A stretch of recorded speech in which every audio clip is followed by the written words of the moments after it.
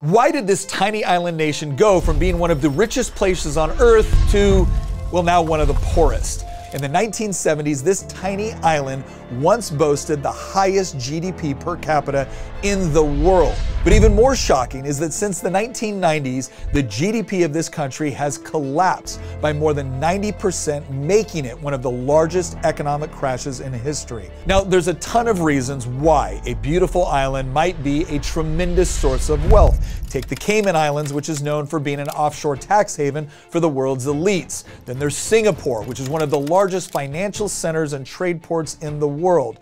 Then you got places like Bora Bora, which is famous for its thriving tourism industry, beautiful beaches, and luxury resorts. So, which one of these islands was once the wealthiest place on Earth? And the answer is none of them. In fact, none of these examples even produce reasons why this island nation was so incredibly rich. So, which country is it? And the answer is Nauru.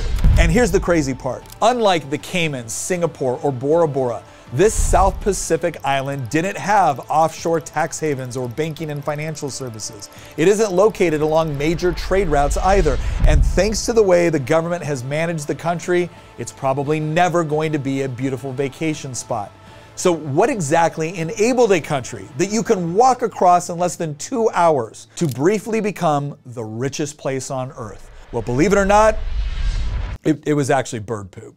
Yeah, that's right. Nearly the entire island is comprised of phosphate rocks made up of bird droppings. Now, that might not sound like a valuable resource, but as an extremely powerful fertilizer used in agriculture around the world, it meant that Nauru was literally, actually more like figuratively, sitting on a gold mine. In just a dozen years after gaining its independence in 1968, Nauru boasted a GDP per capita of over $27,000, which adjusted for inflation would be almost $236,000 per capita today, making it on paper the richest nation on Earth and nearly twice as wealthy as the United States. So, how did it all fall apart? Decades of strip mining destroyed much of the countryside. And when I say strip mining, I mean 80% of the island was being torn up in the process.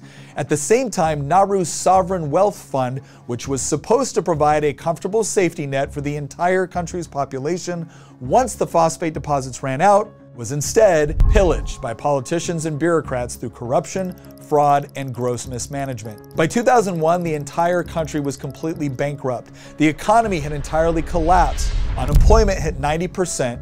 And with Nauru's phosphate mines finally drying up, the nation's overseas assets were seized. In short, the market provided a mechanism for turning a pile of bird feces into enormous wealth.